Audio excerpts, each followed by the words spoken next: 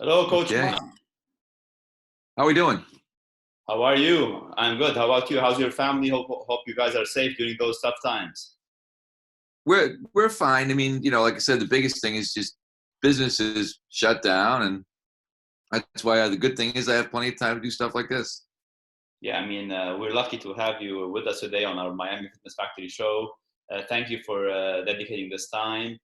And again, I hope you're safe in this, crucial time for everyone during this pandemic.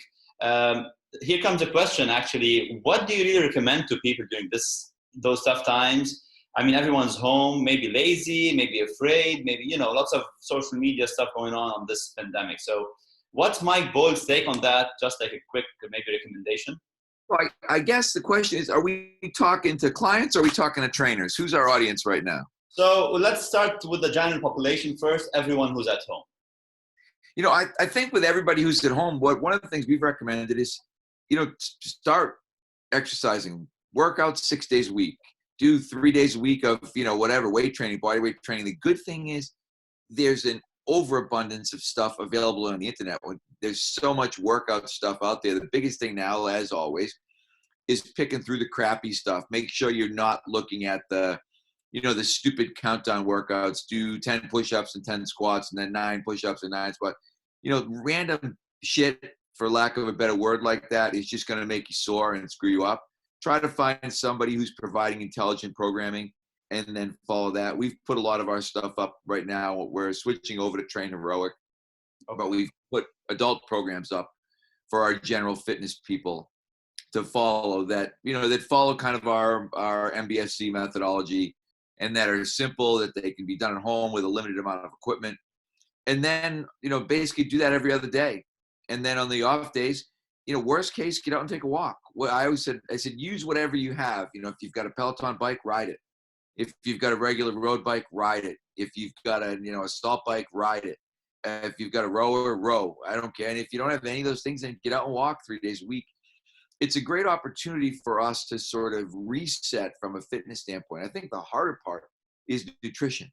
The harder part is just not eating out of boredom and not eating because you're sitting around. It's funny, my wife and I, we've gotten on a pretty strict schedule. I've been playing with the intermittent fasting idea just because I tend to be an overeater, and intermittent fasting works well for me because it limits the number of times I can eat. If I get up in the morning and eat breakfast and start eating, I'll eat all day. But what I generally do is I wait till 11 or 12 o'clock, and I'll either have a protein shake, or if my son's up, I'll make eggs.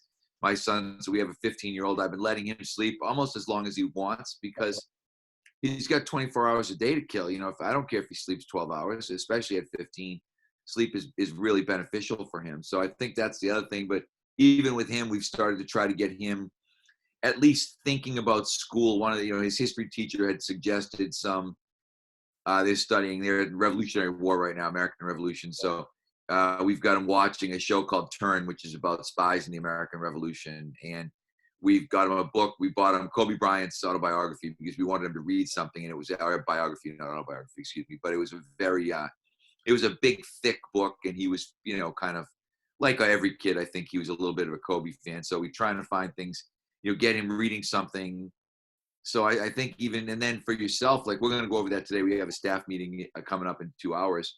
And that's one of the things I said to everybody is to get a morning routine and figure out, okay, what am I going to do? I'm going to get up, and like for me, trying to hydrate is a big deal because I'm not a water drinker. So I have to try to force myself to drink water in the morning and, get up, make coffee, do all my social media stuff, answer all my emails, do stuff like this, like make a routine. I try to work at least. I got up today at 5 Eastern time, and I'll work probably today I'll work till noon. Okay. With just online stuff that I need to do. I try to work at least 3 or 4 hours in the morning. So I think that's the big advice. And the other thing too is know when you're most productive. I'm most productive in the morning. Some people might be most productive in the evening, but when you're productive, be productive. Don't lapse into, I'm going to lay on the couch for a month and watch Netflix. Yeah, I mean, I share with you the morning person type of person, and I share with you the extreme, against the Netflix methodologies. So good take on that. We sit down for a couple hours at night and watch TV, especially now. Yeah. We sit down at 5 o'clock. We have a couple drinks. I've been posting on my Instagram. I've been posting the different beers I'm drinking. I'm not against, hey, Okay. you can enjoy yourself. You can watch TV, Yeah, but, definitely. don't drink all day and don't watch TV all day. That's probably good advice. I mean, yeah, it's wise to keep everything at the right time, and I mean that's a wise talk. Thanks for sharing that. I have a nice question over here. What would be Mike's Boyle maybe best advice ever, like fitness related advice he's given to an athlete or to a coach? So I gotta let my dog in here. I went out and he's crying. What would be Mike Boyle's best advice? Sorry, I'm interrupting my interview. Yeah, no worries, man. I was trying to say that what was Mike's Boyle's best advice given, whether it's for an athlete or for a coach in the fitness industry? I mean, best advice now with the pandemic or just in general? No. I want to shift from the pandemic and a little bit of the negativity over here. So just in general, during your career. I mean, best advice for a coach, I think, is to study, but don't study too much. Don't become a nerd. Okay. But don't be ignorant. And I think, unfortunately, everything in our field is extremes. You've got some people who are so into the reading part and, listening to podcasts and watching videos that they're not coaching anybody. And then you've got other people who just know one thing. They're a power lifter or a kettlebell person or whatever, an Olympic lifter, and that's all they want to do. I think the key is to be, I guess in our field, to be a good generalist. I just finished reading Range, Okay. David Epstein's book, really good book. And I think what we want to be is a field generalist. What Epstein calls a T person. He said, I people are very long and narrow. They know a lot about one thing. Okay. And he said, T people are very broad. And what I want to be, particularly in the field, is a good T person. So I want to know about speed. I want to know about Olympic lifting. I want to know about powerlifting. I want to know about mobility. I want to know all of those things as they apply to my particular audience, but I don't want to be so into one of those things that it clouds my thinking. I mean, the more you spread your eggs in different baskets, you're probably giving a better service to your athletes. So sounds good enough. Yeah. And as long as it's not, I think the same thing, don't be too broad. Do you know what I mean? I think you have to know, and this is the beautiful thing, it's kind of, I don't know if, I always think of the story of the three bears, the three bowls of porridge, yeah. One's too hot, one's too cold, one's just right. You want to be just right. You don't want to be, all in one extreme. You don't want to be all in the other extreme. You want to be able to find that middle ground, that generalist, you want to be a good fitness generalist, meaning that you understand all the critical areas that are going to be important. That's cool. That's cool. I mean, what sets Mike Boyle apart in this industry? I know you're a humble person. You like to talk less about yourself, but I'd like to know more. I think what sets me apart more than anything is experience. I've been doing it longer than most people. I'm very close to 40 years right now. I've been working for, I think this is probably my 39th year coaching. So I've done a lot of things wrong. I've done a lot of things right, but I've done a lot of things. And I think that's, sometimes when I argue with people, I tell them, you will eventually agree with me. And they get very mad. And I said, I'm just telling you, you'll eventually agree with me. You'll get older, you'll get smarter, and you'll turn around and think, wow. And there's a lot of those guys. I joke, I have some friends, internet friends sort of, that I joke with about that stuff, because there are guys who've come back to me and said, oh my God, I used to think, you were such a loser. And I used to think all you were worried about was everybody getting hurt. And all you worried about was how everything should be safe. And now, I got a different job. I got a better job. And I started to realize why you said the things that you said.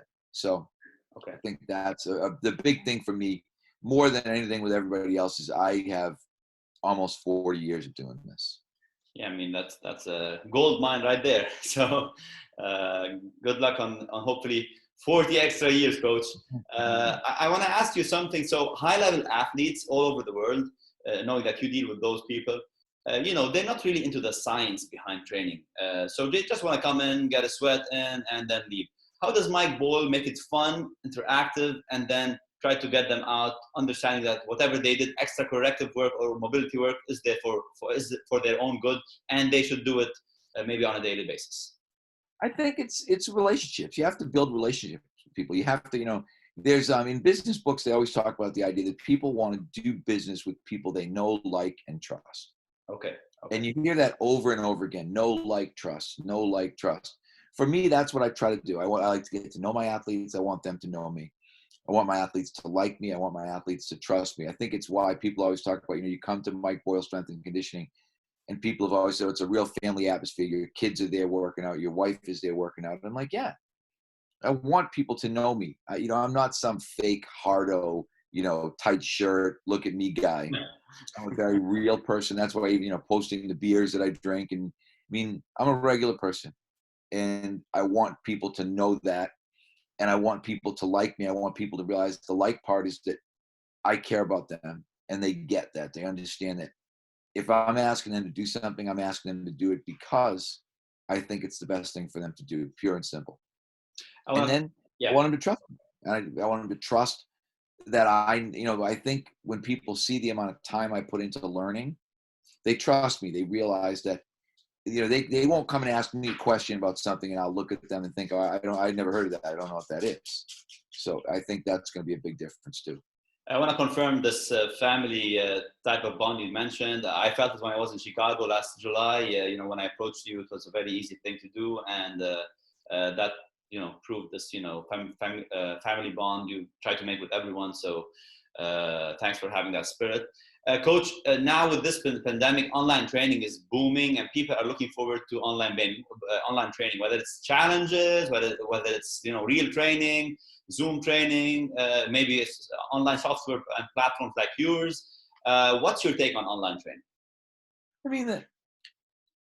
I think one of the things that's going to come out of this is that everybody's going to get better at online training, which means you're going to be able to better deliver your services to people that aren't with you. But I think what people are also going to realize is that what they really miss is the community aspect. What they miss is being around other people. They miss the interaction. They miss the camaraderie. And I think people will flock back to the gym. Some people have said, oh, it's going to be all online after this. No one's going to go back. I think that's completely wrong. I think people will be dying to get in the gym. The moment we open the doors again, people will be lined up outside thinking, oh my God, I missed this so much. And it won't be the workouts they missed. It will be the people that they missed. The environment and the family bond, as you said. And I have too many questions before we're done. First of all, what's your take or what's your opinion on people who attack online training? Why do you think that is? And what's the wrong issue with online training? Well, I think people who attack online training are too lazy to do online training. So that's the typical process that we get all the time. Okay. I don't have any online programs, so online training must be bad. And I think you have to look at this and realize that online training is what we have right now. Yeah. So online training is something. I always go back, Mark Verstegen's original core performance book. In the nutrition section, there's a section on cold pizza. Okay. And he talks about the idea that something is better than nothing. He said, so in the morning, if you got up and eat cold pizza, that's better than not eating. Yeah. And I think that's the way we look at online training. Yeah. Online training is better than not training. And so that makes online training right now really, really good. It doesn't mean it's going to replace in-person training. It only means that it's better than. And then a good point you mentioned is that everyone's online right now, so the standards will lift up progressively. So yeah, I agree on that too. Yeah, it's a great time for people like, exercise.com and Train Heroic and all these other companies that are trying to do online training. So there's always some silver lining somewhere.